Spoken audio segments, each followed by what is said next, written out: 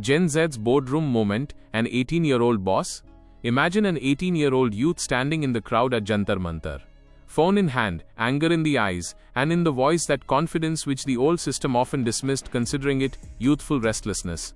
But now that same youth cannot remain just a face, shouting slogans on the street. Tomorrow, sitting in the boardroom of a big company, they could be taking decisions related to salary, strategy, and investors. The question is frightening as well as curious. Has India really reached that turning point where an 18-year-old boy or girl can become a company's managing director? And if this happens, will it merely be youth empowerment or a new risk for corporate governance? This is the very question whose answer will not be found so quickly.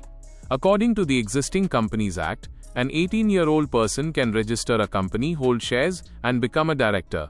But Section 196 keeps the minimum age for managing director and whole-time director at 21 years.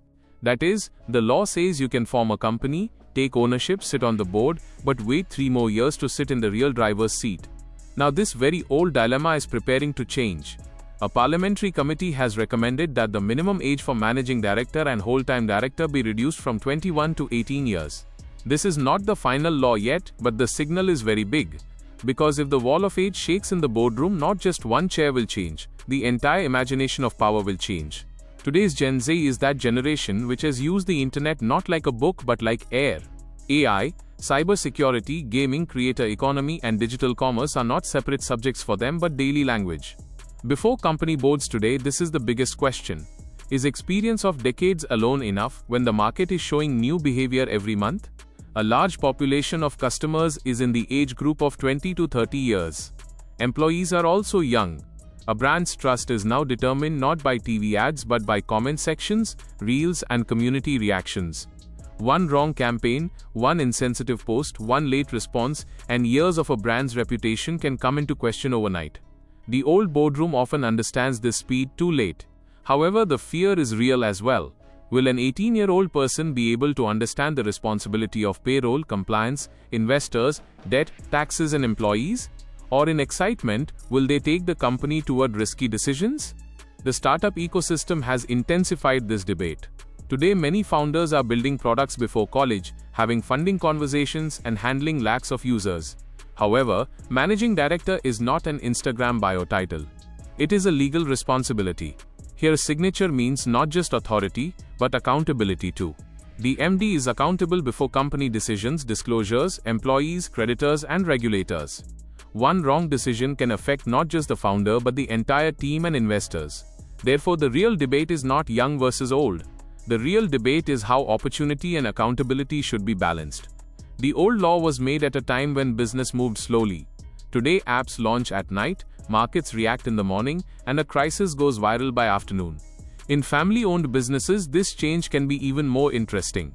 Many promoter families groom the next generation early, but legal limits sometimes create delays in formal responsibility.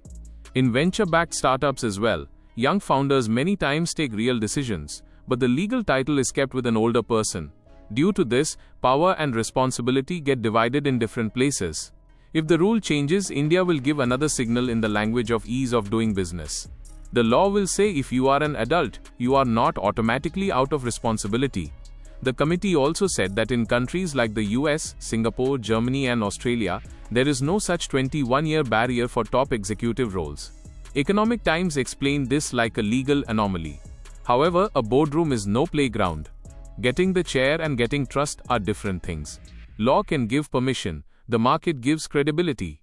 In any listed company, guardrails like board approval, shareholder vote, disclosures, independent directors, audit committees, and SEBI norms remain in place. By reducing the age, these checks will not disappear. On the board appointment of 28-year-old Anant Ambani in Reliance Industries, proxy advisory firms had raised questions regarding age and experience. The example from Indian Express shows that the market does not accept age blindly. That is, the opening of the path for an 18-year-old is not automatically getting respect. Investors will ask, what is the track record, how is the judgment, and how much maturity is there in decision-making? The pattern interrupt lies right here. The real power of a boardroom lies not in the chair but in trust. And trust is built not from age but from the quality of decisions. An 18-year-old founder can understand AI tools better than a senior executive. But it is possible they may not understand the gravity of working capital cycle, tax notices, or supplier credit. On the other hand, a 60-year-old executive can read a balance sheet deeply, but might take the meme-driven behavior of a Gen Z customer lightly. The future perhaps will not belong to any one side. The future will belong to that combination where young instinct and experienced governance sit together.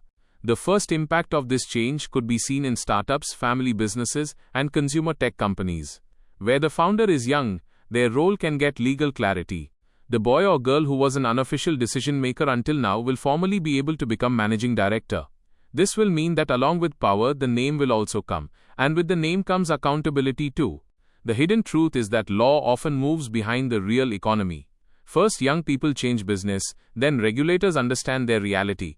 Today, young creators can boost sales of brands, get products boycotted, make apps go viral, and expose a company in the comment section. Now, corporate law is perhaps moving toward recognizing this very youth-led economy. Street power is slowly becoming boardroom language. However, there is a danger as well.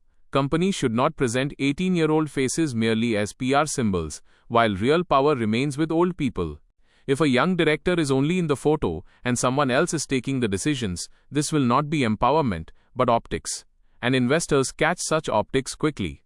Shareholding pattern, voting rights, board minutes, committee roles, and remuneration structure will all tell whether the young leader is truly in power or only on the poster.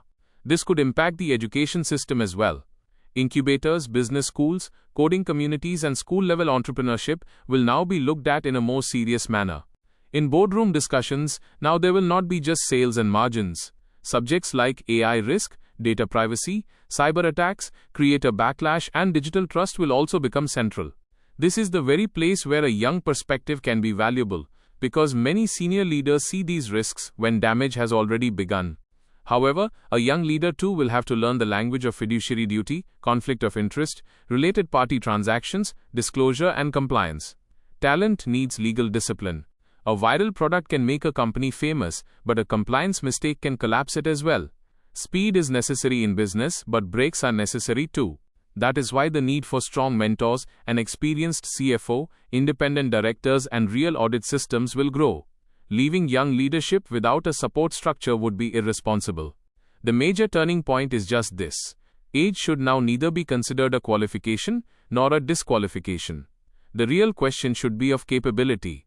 In India, young people are often told, first grow up, then take responsibility. This recommendation says for the first time, if you can carry responsibility, then prove it. In industries like gaming, fintech, digital media, D2C brands, and consumer tech, this change will feel most relevant. Because there, young minds can read customer behavior better. Imagine, an 18-year-old gaming founder understands the psychology of his users better than a senior consultant.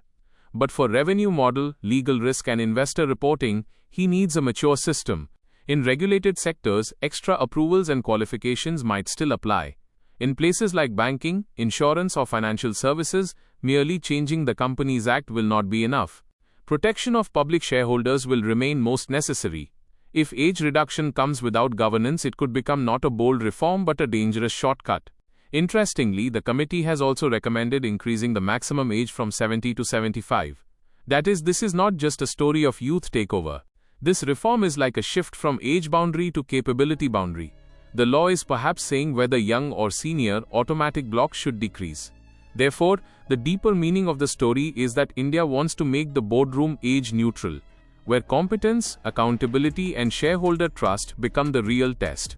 This journey from Jantar Mantar to the boardroom is symbolic. The generation that was showing its voice in public spaces is now demanding space inside institutions. Until yesterday, companies considered Gen Z merely a customer segment. Now that very Gen Z can become a decision maker on product strategy, hiring culture, brand tone, and digital future. The fear of the older generation is that discipline will break. The fear of the young generation is that the system will always consider them immature and stop them right outside the gate.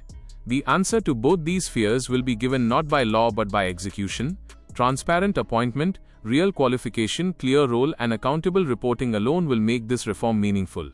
If this change becomes final law, the first headline will perhaps be that an 18-year-old youth can become a company boss. However, the deeper headline will be something else. India will be testing whether leadership should be measured by birth year or by value creation. A company does not run merely on young energy. And a company does not win the future merely on old experience either. Both will have to sit at the same table. The boardroom chair will now ask a silent question. Before telling whether you are young or senior, tell, can you carry the weight of this responsibility? Perhaps an 18-year-old MD will not replace old directors. Perhaps they will remind them that the future is not waiting standing outside. It has already come inside. And this is the payoff of this story.